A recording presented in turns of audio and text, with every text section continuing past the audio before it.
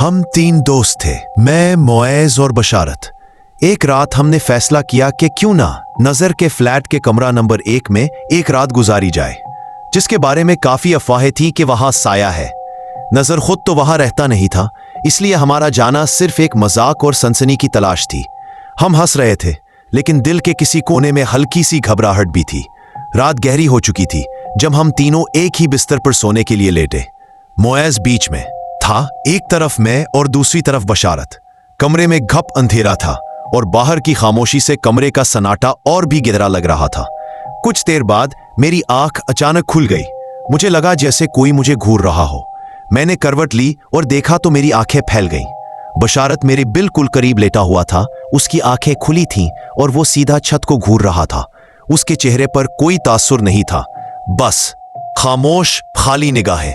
मुझे लगा कि वो जाग रहा है और शायद डर रहा है, लेकिन उसकी बेसिन निगाहों ने मेरे दिल की धड़कन बढ़ा दी। मैंने उसे हिलाने की कोशिश नहीं की। अजीब सी सर्दी महसूस हो रही थी। प्यास की शिद्दत बढ़ी तो मैंने सोचा कि पानी पी लूं, शायद इससे मेरी घबराहट कम हो जाए।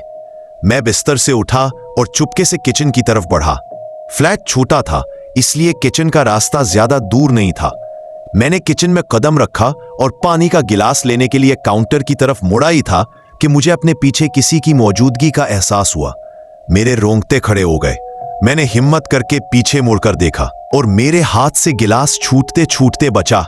वहां किचन के दरवाजे पर बशारत खड़ा था।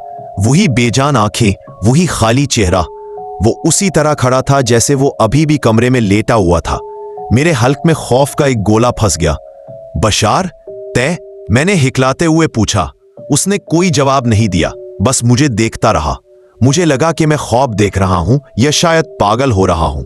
मैंने जल्दी से गिलास में पानी भरा, उसे एक ही सांस में पी लिया और बगैर बशारत की तरफ देखे तेजी से कमरे की तरफ भागा। मैं कमरे में दाखिल हुआ और सांस रोककर बिस्तर की तरफ देखा। बशारत अपनी जगह पर बिल्कुल इसी तरह लेटा हुआ था। इसकी आंखें अभी भी खुली थीं और वो छत को घूर रहा था। मुईज गहरी नींद सो रहा था। कौन था वो? अगर बशारत यहां लेटा है तो किचन में कौन था? क्या कमरा नंबर 1 का वो साया बशारत की शक्ल में मेरे सामने आया था? मैं आहिस्ता से वापस बिस्तर पर लेटा और पूरी रात मेरी पलकें नहीं झपकी।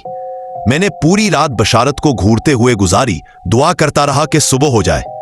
जब हल्की रोशनी कमरे में आई तो बशारत की आंखें आहिस्ता से बंद हुईं और उसने एक गहरी सांस ली, जैसे किसी थकन से बाहर आया हो। मैंने खामोशी से करवट ली और फैसला कर लिया कि अब कभी भी सिर्फ मजाक में किसी साये का पीछा नहीं करूंगा। मेरा नाम नजर है। क्या आपको ऐसी स्टोरी सुनना पसंद है तो मुझे सब्सक्राइब करें और अगली जगह का नाम बताइए कमेंट में।